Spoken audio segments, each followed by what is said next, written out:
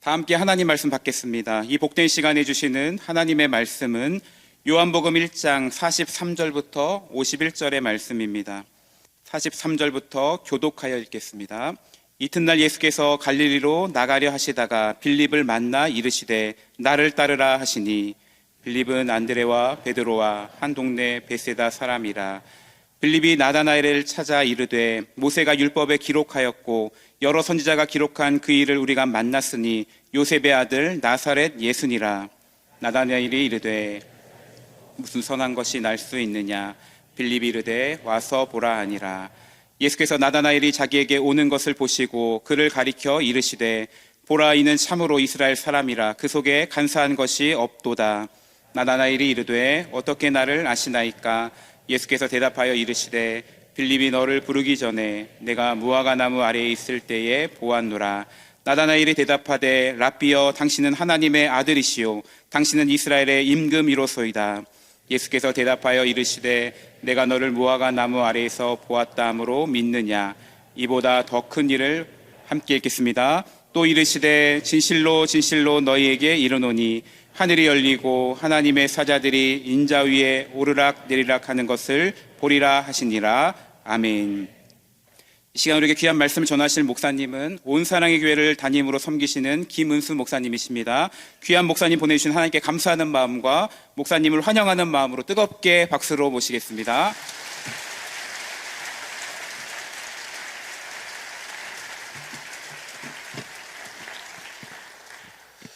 너무나 귀한 자리, 복된 주의 몸된 새로남교회에 와서 이 강단에서 말씀을 전할 수 있게 허락해 주신 하나님께 감사를 드립니다. 또 오정호 목사님께서 또 귀한 기회를 허락해 주셔서 이곳에서 우리 사랑하는 새로남교회 성도 여러분들을 배웠고 또 하나님과 함께 같이 가장 중요한 제자 훈련에 대하여서 또 그 마음가짐에 대해서 생각해 볼 수 있도록, 선포할 수 있도록 기회를 주심을 감사드립니다.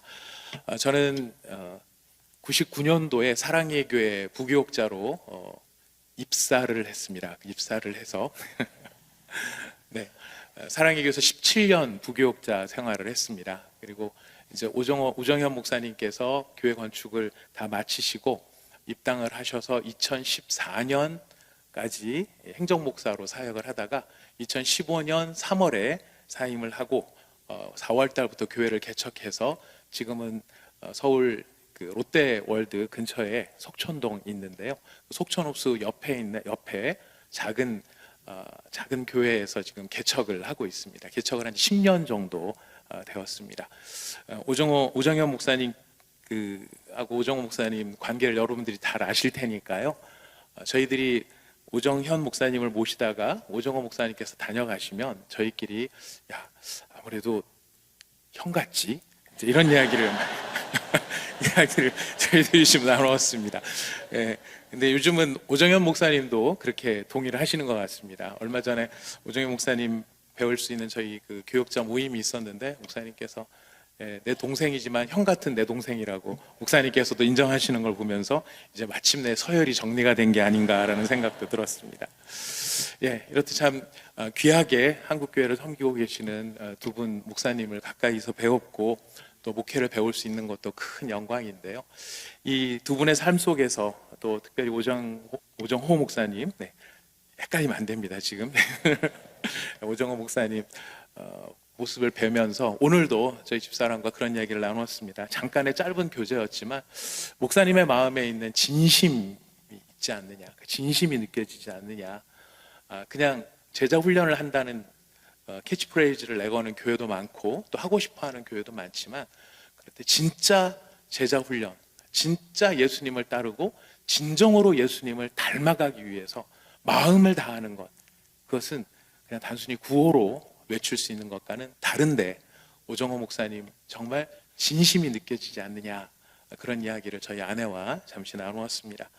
여러분, 바로 그런 진심이 있기 때문에 주님께서 새로운 교회를 사용하고 계시는 줄 믿습니다. 그리고 그 교회를 통해서 예수님을 닮아가기 위해 오늘 제자훈련, 사역훈련, 입학예배를 드리고 계시는 줄 압니다. 여러분, 이런 때에 우리가 과연 예수님이 원하시는 제자의 참 모습, 그 제자의 참 모습을 위해서 우리가 어떤 마음가짐을 갖는 것이 필요할까? 오늘 읽으신 봉독해드린 본문 말씀을 가지고 큰 두 가지 저희가 정리를 하려고 하고요. 주제 가운데 가장 주제어가 되는 것은 참 이스라엘 사람이다라는 것에 우리가 좀 포커스를 맞췄으면 좋겠습니다. 예수님께서 아직 제자들을 다 모으신 상황은 아니었습니다. 예수님께서 갈릴리 이 호수 갈릴리 바다 주변을 거니시면서 어떤 사람들을 나의 제자로 삼을 것인가 예수님이 찾고 계시는 과정 속에 그 전날에는 베드로를 만나시고요. 그 다음 날 이튿날 우리가 읽은 본문에 보면은 이튿날 빌립을 만나십니다. 빌립을 만나서 나를 따르라 이렇게 이야기를 하니까 빌립이 자기 친구를 찾아가서 예수님을 소개를 해줍니다. 그 친구가 나다나엘이죠. 그 나다나엘이 빌립하고 굉장히 친했던 모양인데 친하기는 친해도 나다나엘은 또 자기 나름대로의 가치 기준이 선명한 사람이었던 것 같아요. 빌립이 나다나엘을 찾아가서 말합니다. 모세가 율법에 기록하였고 여러 선지자가 기록한 그 일을 우리가 만났으니 요셉의 아들, 여기까지면 괜찮았을 텐데 나사렛 예수니라. 나사렛 예수니라. 이 나사렛이라는 말이 나다나엘한테 약간 뭔가 걸림이 됐던 것 같습니다. 제가 생각할 때는 둘 다 나로 시작을 하니까 뭔가 친밀감이 있을 것 같은데 나다나엘은 나사렛이라는 말 속에 약간 발끈하는 게 있었던 것 같습니다. 그 발끈함을 이렇게 표현하죠. 나사렛에서 무슨 선한 것이 나올 수 있느냐. 나사렛에서 무슨 선한 것이 나올 수 있느냐. 여러분, 우리는 지금 뭐 이렇게 차별이 없는 세상 속에서 살아가기 때문에 서울이 됐든 지방이 됐든 얼마든지 사람들이 잘 나올 수 있다. 훌륭한 인재들이 나올 수 있다. 이런 것들에 대해서 우리는 활짝 열려 있습니다만은 예전에는 이런 부분들이 상당히 많이 좀 편견들 아니면 사람들이 갖고 있는 선입견들이 있었죠. 그래서 저희 아버님이 그 경북 의성 출신이십니다. 저희 어머님이 경북 봉화 출신이십니다. 지금은 의성과 봉화가 굉장히 그래도 가기가 편한 도시가 됐는데 제 어렸을 때 기억에 저도 이제 대전에서 어렸을 때 살았는데요. 대전에서 출발해서 봉화까지 가는데 꼬박 한나절이 걸렸던 것 같아요. 아침에 출발해서 밤이 캄캄해졌을 때 봉화라는 동네에 도착을 했습니다. 근데 아무튼 봉화도 시골이고 의성도 시골인데 두 분이 서로 어디가 더 시골이냐를 가지고 논쟁을 하셨다고 합니다. 그러다가 아버님이 자충수를 두신 것 같아요. 일제시대 때 호랑이가 가장 마지막에 나온 동네가 어딘 줄 알아? 그랬다가 거기가 의성이었대요. 그래서 의성이 졌습니다. 마지막에 호랑이가 출몰할 정도로 거기는 시골이었다 이런 얘기가 되는 거죠. 아주 시골, 거기서 무슨 사람이 나겠느냐. 바로 이런 생각이 이 예수님 당시에 사람들에게도 있었던 것 같습니다. 나다나엘이 나사렛이라는 말을 듣고 별로 호기심을 못 느낍니다. 그때 빌립이 유명한 말을 하죠. 어떤 말을 합니까? 와서 보라, come and see 라고 얘기합니다. 와, 그리고 네가 봐, 와서 봐. 나다나엘이 친구가 이렇게까지 이야기를 하니까 빌립의 이야기를 듣고 예수님을 만나러 갑니다. 예수님을 딱 만났을 때 나다나엘이 먼저 아무 말도 하기 전에 예수님이 먼저 말씀을 하십니다. 예수님이 나다나엘을 가르쳐 하셨던 말씀은 보라, 보는 거 참 좋아하세요? 빌립도 보고 예수님도 보라, 보라 참 좋습니다. 뭐라고 말씀하십니까? 이는 참으로 이스라엘 사람이라. 그 속에 간사한 것이 없도다. 이렇게 이야기를 합니다. 참 이스라엘. 여러분, 이스라엘 사람이라도 참 이스라엘 사람이 있고 안 참 이스라엘 사람이 있나 봐요. 거짓 이스라엘 사람이 있는 모양입니다. 근데 여러분 중요한 거는 예수님이 보셨을 때 참 이스라엘은 어떤 사람인가라는 거예요. 유대인들은 할례를 받은 사람이 참 이스라엘 사람이라고 이야기를 합니다. 할례를 받고 율법을 지키는 사람이 참 이스라엘 사람이다. 아브라함의 자손이 참 이스라엘 사람이다. 진짜 이스라엘 사람은 엄마 아빠가 다 이스라엘 사람이어야 돼, 유대인이어야 돼, 아마 이런 생각들을 하는 것이겠죠. 근데 여러분 놀랍게도 예수님이 보실 때에 참 이스라엘 사람, 예수님이 보시는 관점에서 참 이스라엘 사람, 그는 어떤 사람일까요? 예수님 방금 말씀하셨습니다. 그 속에 간사함이 없는 사람, 간사함이 없는 사람이 진짜 이스라엘 사람이라는 거. 간사함이 없다라는 것은 무슨 뜻일까요? 간사하다라는 것은 속임이 있다라는 뜻입니다.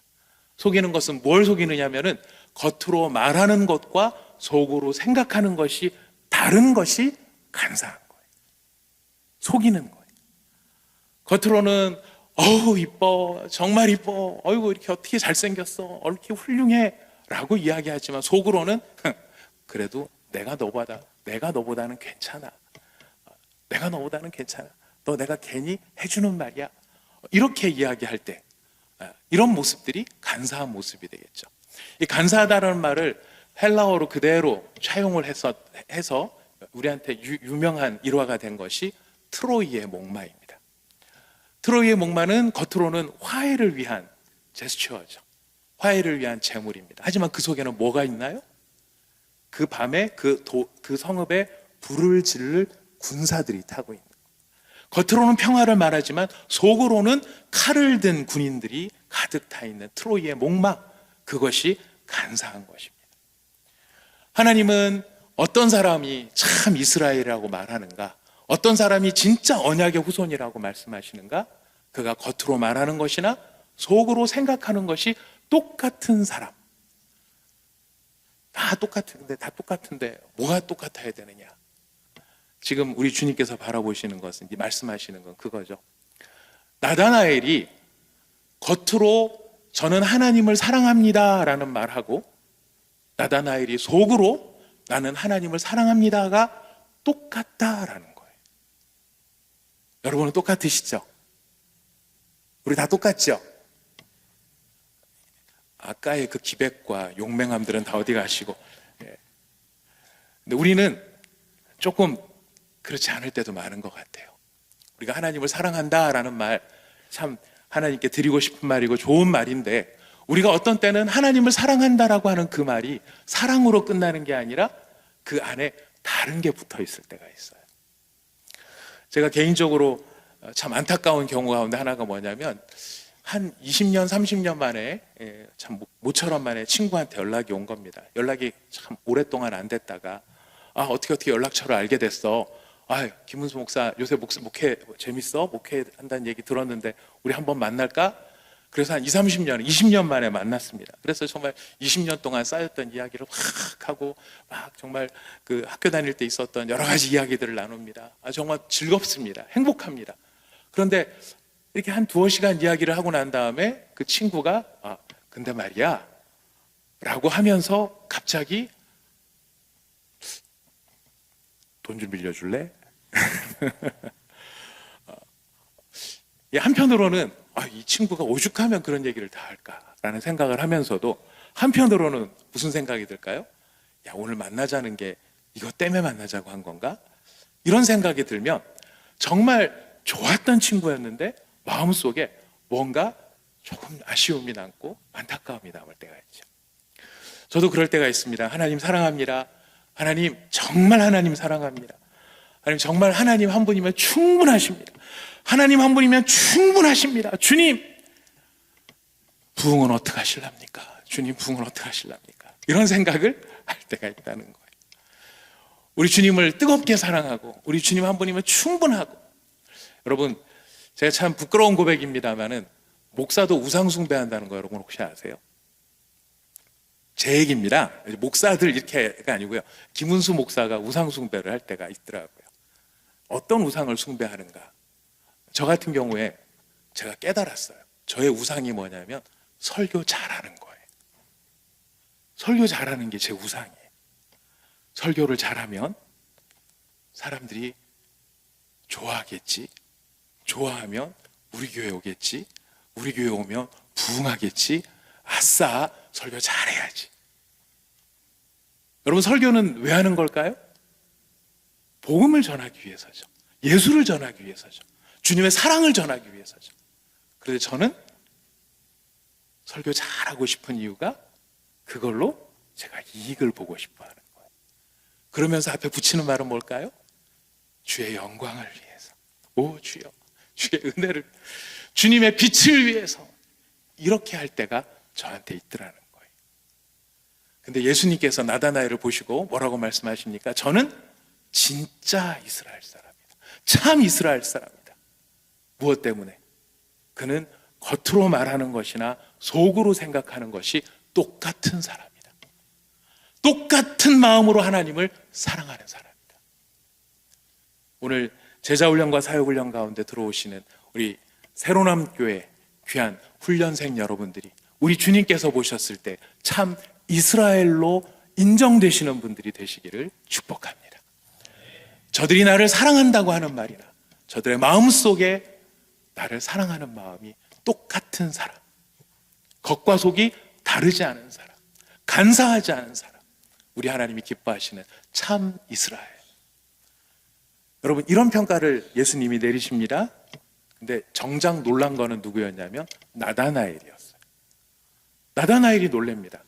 왜 놀랐냐면 지금 예수님을 만난 게 처음이거든요. 그 전에 뵌 적이 없습니다. 말도 섞어본 적이 없습니다. 와서 식사를 한번 한 적도 없습니다. 그러니 나다나엘이 뭐라고 말합니까? 어떻게 나를 아시나이까? 저 언제 보셨습니까? 언제 보셨다고 제 속 얘기까지 하시나요?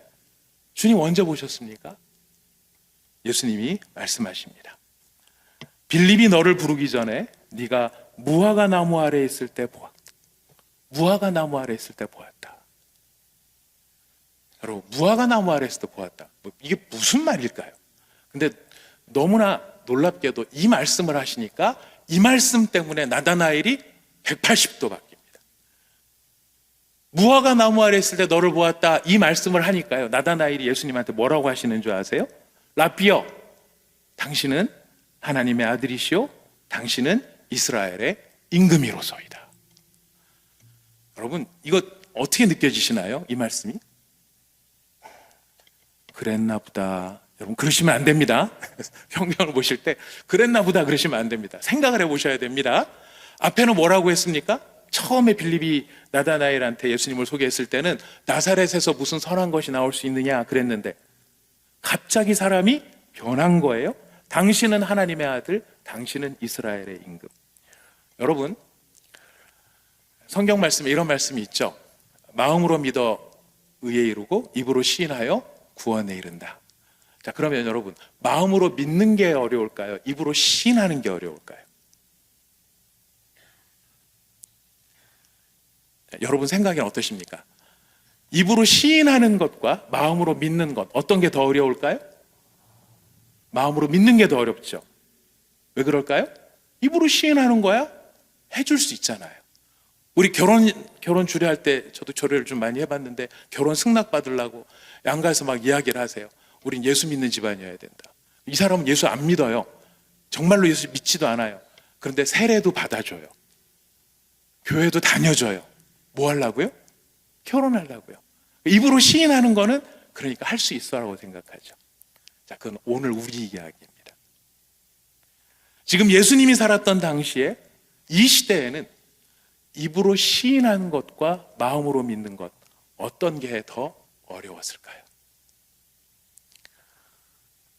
여러분, 입으로 예수님은 주님이십니다, 예수님은 임금이십니다 라고 선포하는 순간 그 사람은 뭐가 될까요? 반역자가 되는 거예요. 로마의 황제가 살아있는데, 로마의 황제가 엄연히 권력을 유지하고 있는데 다른 사람을 보고 임금이다 라고 말하는 것은요, 목숨을 걸어야 되는 거예요. 차라리 마음으로 믿는 게 훨씬 쉬운 거예요. 마음으로 진심으로 예수님을 믿는 거예요. 주님 아시죠? 제 마음 아시죠? 제가 얼마나 주님을 사랑하는지 아시죠? 그러나 입으로 시인하지 않아요. 왜? 목숨을 걸어야 하니까. 나다나엘이 지금 예수님을 향해서 당신은 이스라엘의 임금이십니다 라고 선포하는 것은요, 나다나엘 입장에서 목숨을 걸은 이야기, 그냥 해주는 이야기로 할 수 없는 이야기입니다. 정말 놀라운 이야기를 하고 있는 겁니다. 무슨 이야기를 듣고, 어떤 일 때문에? 내가 너를 무화과 나무 아래 있을 때 보았다. 도대체 무화과 나무 아래에서 무슨 일이 있었을까요? 왜 나다나엘은 그 얘기를 듣고 이렇게 변할 수밖에 없었을까요? 성경학자들의 이야기는 분분합니다. 이 무화과 나무 아래라는 것이 어떤 것인가? 근데 여러분, 이거 어려운 이야기가 하나도 아닙니다. 지금 나다나엘 입장에서는요, 아주 친한 친구 빌립이 있어요. 지금 나다나엘이 결혼했는지 안 했는지는 모르겠습니다. 하지만 결혼했다면, 만약 아내가 있었다면 그 아내한테는 비밀이 없겠죠. 자, 그런데 이 무화과 나무 아래, 이곳은요 어떤 곳이냐면, 친구인 빌립도 모르고 만약 아내가 있었다면 아내도 모르는 나다나엘만의 비밀스러운 장소라는 것. 무엇을 위한 장소였을까요? 하나님께 기도하는 장소였다. 나다나엘이 깜짝 놀라는 이유는, 여기는 빌립도 모르고 여기는 누구도 모르고 아무도 모르고 오직 내가 조용히 하나님 앞에 나가서 하나님 앞에 엎드려서 하나님께 기도하는 곳인데, 그러면 그곳을 아시는 분이라면 나는 여기 있고, 그럼 이 장소는 누구밖에 알 수 없어요? 하나님밖에 알 수 없다. 하나님밖에 알 수 없는 비밀스러운 장소가 바로 무화과 나무 아래였다는 것이죠. 여러분, 나다나엘이 놀라는 것입니다. 이것은 아무도 모르는 은밀한 장소인데 이곳을 알고 있는 당신이라면 당신은 누구일 수밖에 없는 거예요? 하나님일 수밖에 없는 거예요. 하나님일 수밖에 없는 거예요. 여러분, 하나님의 아들이라는 말이 무슨 뜻인지 아시죠? 하나님의 아들. 하나님의 아들은 하나님의 아들이겠죠. 근데 하나님의 아들이라는 말의 중요한 의미, 아마 새가족 모임 하실 때 아마 들으셨을 겁니다. 제가 사랑의 교회 부교육자로 신방 사역을 하는데, 우리 같은 팀에 있었던 목사님이 어느 날 신방을 막 하시다가 말고 들어오셔서 막 굉장히 화가 나가서 들어오셨더라고요. 목사님 왜 이렇게 화가 나셨어? 그랬더니, 아파트에 신방을 가는데 어떤 여자분이 정말 자기를 너무 모욕했다는 거예요. 그래서 뭐라고 모욕했는데요? 올라가는데 그 아줌마가 개를 안고 있더라고요. 그래서 제가 가는데 개가 자기를 보고 이빨을 드러내고 이렇게 하더래요. 그래서 한번 이렇게 쳐다봤대요. 그랬더니 아주머니가 개한테, 예를 들어 뽀삐라고 하면, 뽀삐야 가만히 있어, 가만히, 조용히 해. 근데 이렇게 쳐다보니까 개가 하다가 갑자기 멍 하고 짖더라는 거예요. 자기가 한번 이렇게 쳐다보면서 쓱 쳐다보면서 이렇게 한번 같이 자기도 해줬대요. 그랬더니 그 아주머니가 뭐라고 말씀하셨냐면, 뽀삐야 거봐, 삼촌이 화내잖아. 그분이 화가 난 이유를 여러분 느끼셨습니까? 본인이 개 엄마인 거는 자기가 이해를 하지만 멀쩡하게 옆에 서 있던 자기를 개 삼촌으로 만드는, 자기가 졸지에 뭐가 된 거예요? 개가 된 거예요. 여러분, 개가 새끼를 낳으면 강아지죠. 소가 새끼를 낳으면 송아지, 말이 새끼를 낳으면 망아지예요. 하나님의 아들이라는 말은 무슨 뜻입니까? 이분이 하나님이라는 말이에요. 사람을 보고 하나님이다, 이스라엘 역사 가운데 사람을 보고 하나님이다 말할 수 있는 것, 여러분, 그거는요 이분이 이스라엘의 임금입니다 라고 선포하는 것보다 더 무서운 말이에요. 이런 말 잘못하면 죽을 수밖에 없는 거예요. 그런데 나다나엘이 겁도 없이 자기 목숨을 내걸고 예수님을 향해 뭐라고 말합니까? 당신은 하나님이십니다. 당신은 이스라엘의 임금이십니다. 무엇을 보고요? 무화과 나무 아래에서 기도하던 나의 기도를 들으신 바로 그분이 당신이기 때문에. 여기서 우리는 한 가지 중요한 교훈을 얻을 수 있습니다. 나다나엘이 예수님을 하나님으로 알아볼 수 있었던 이유는 그에게 무엇이 있기 때문이죠? 무엇이 있었기 때문이죠? 무화과 나무 아래에서의 경건의 시간이 있었기 때문입니다.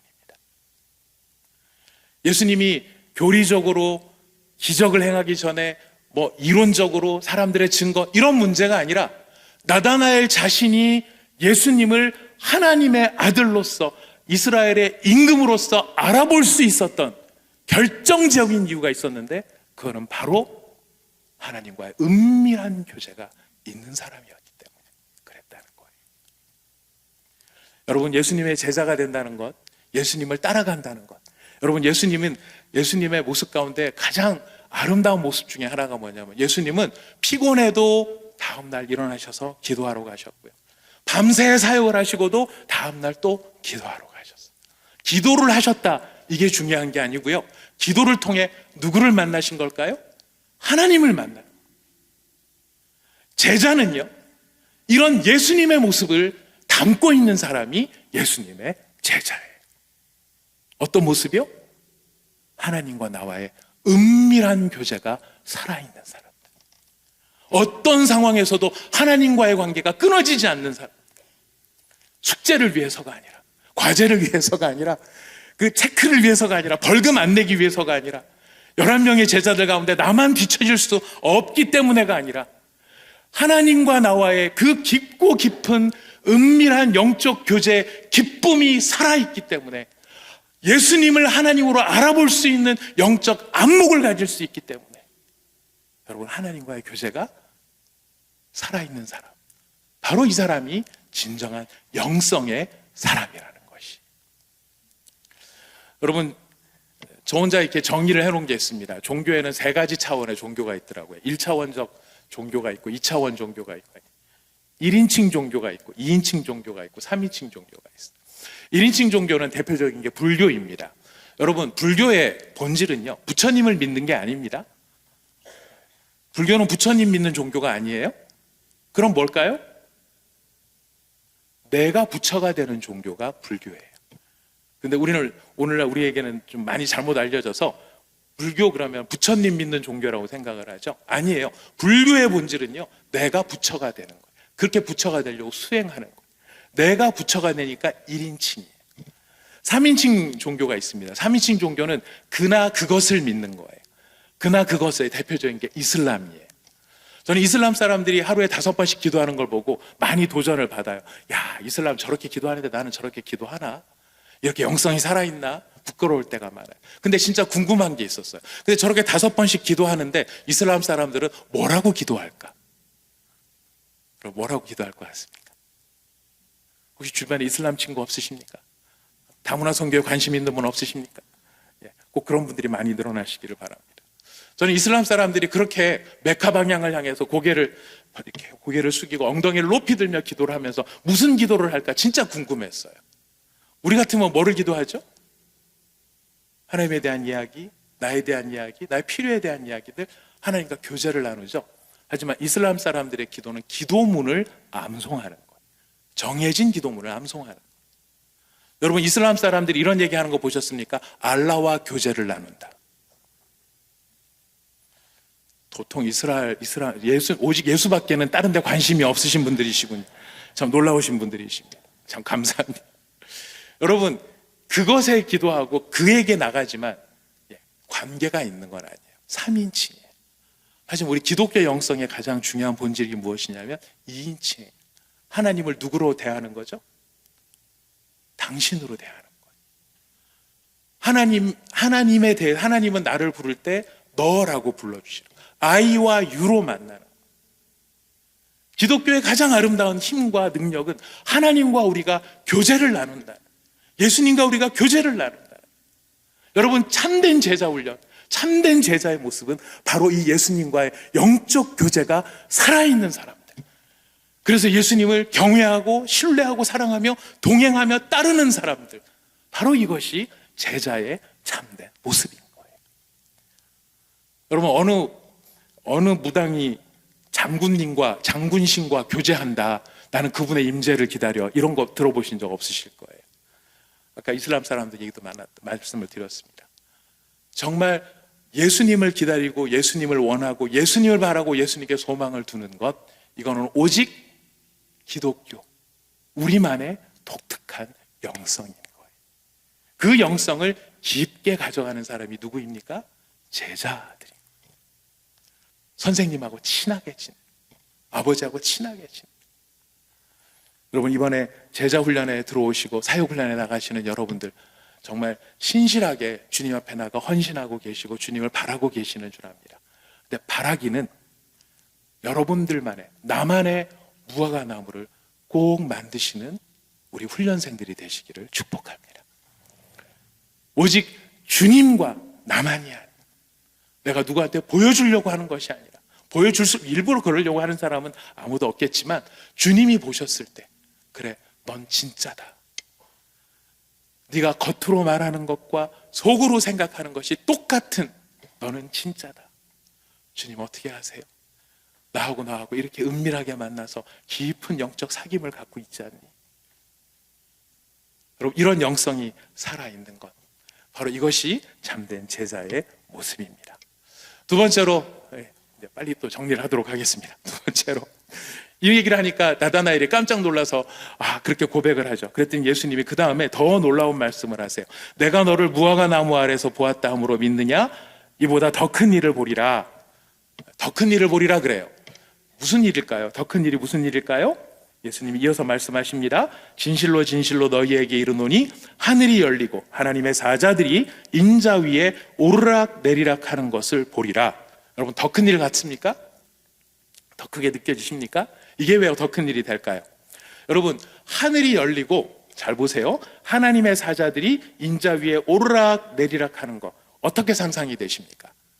우리는 마치, 저는 그랬어요, 마치 수영장에서 우리 수영 선수들이 저쪽 벽 딱 찍고 이렇게 오는 것 같이 하늘로부터 천사들이 쫙 내려와서 예수님의 머리를 탁 찍고 위로 다시 싹 올라가고, 이게 하늘로부터 인자가 오르락 내리락 하는 그것이라고 생각을 했거든요. 그게 아니더라고요. 영어의 표현에 보면은 on이라는 전치사가 있고 upon이라는 전치사가 있습니다. 아마 잘 아실 겁니다. upon이 무슨 뜻입니까? 지금 말씀드린 바로 그런 겁니다. 예수님 머리 위에 오르락 내리락 하는 거. 근데 예수님은 on이라는 말을 쓰세요. 인자 위에. 인자 위에 천사가 오르락 내리락 한다. 이게 무슨 뜻일까요? 바로 이 말은 구약의 창세기와 연결이 되어 있는 말입니다. 창세기에 야곱이 삼촌 라반의 집으로 도망을 가다가 베델에서 꿈을 꾸죠. 꿈속에서 뭘 보느냐면 사다리를 보아요. 그 사다리가 어떻게 된 사다리냐면 하늘과 땅을 이어주는 사다리인데, 그 창세기에 보면 이런 표현이 나옵니다. 천사들이 사다리 위를 오르락 내리락 하는. 그때 온이라는 전치사를 써요. 예수님 무슨 말씀하시는 거죠? 야곱이 베델에서 보았던 바로 그 사다리가 나다라는 거예요.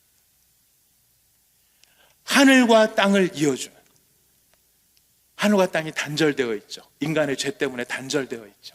하지만 예수님이 말씀하시는 거예요. 이제 너희들이 앞으로 보게 되어질 기가 막힌 일이 있는데, 그 일은 어떤 일이냐?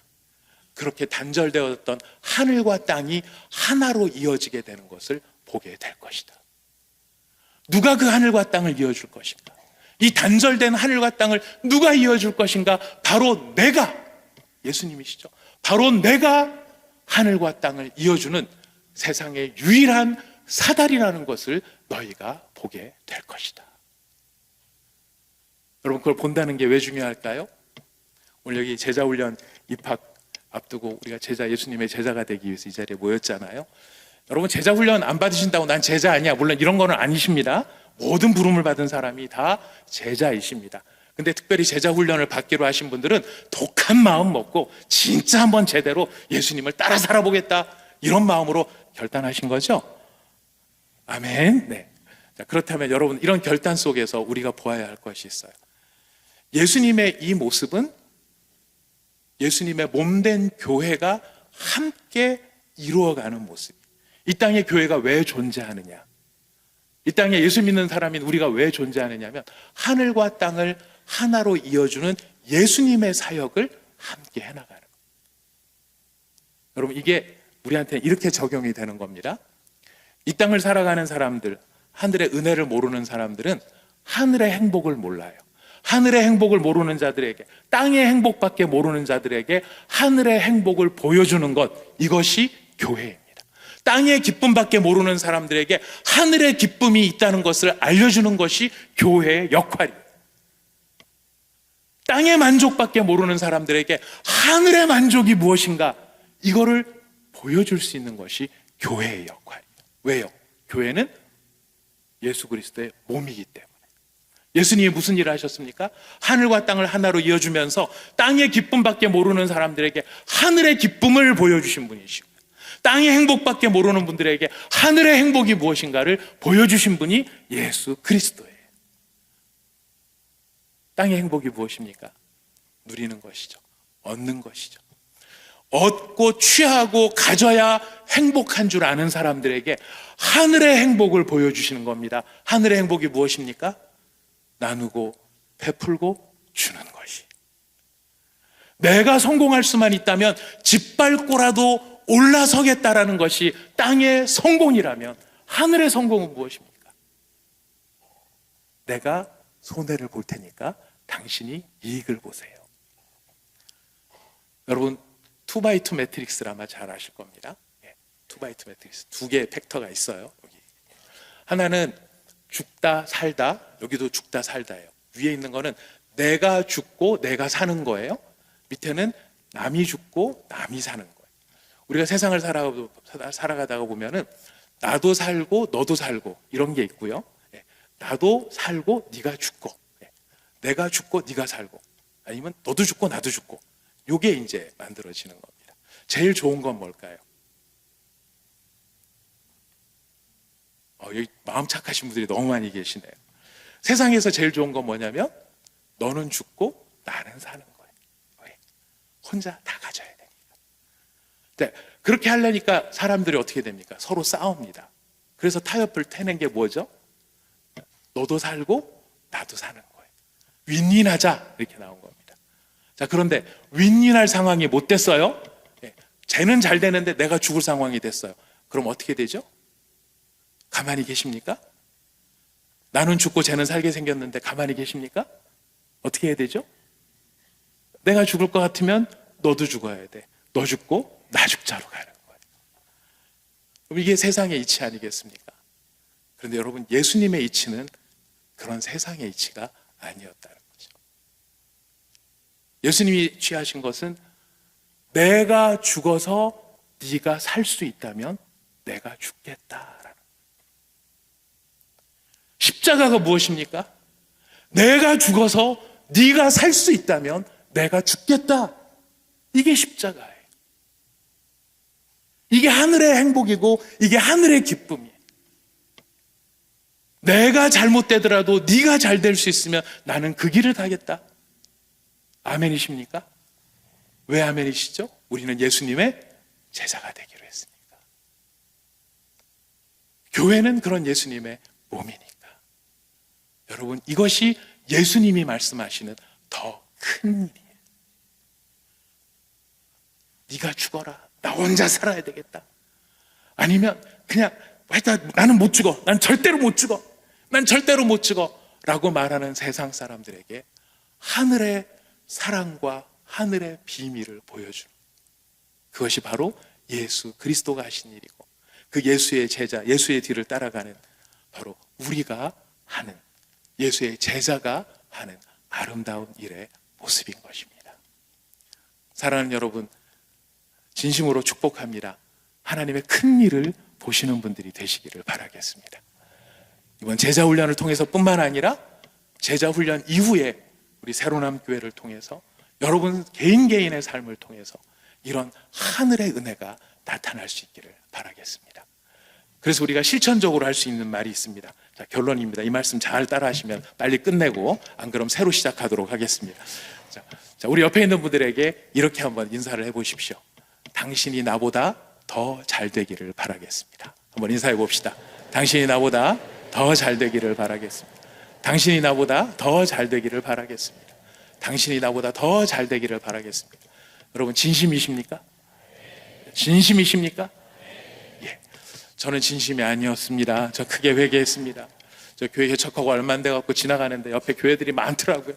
그 교회들을 보면서 마음이 막 불안한 거예요. 주님, 이 교회, 저 교회 다, 주님, 우리 교회는 어떡하죠? 우리 교회는 어떡하죠?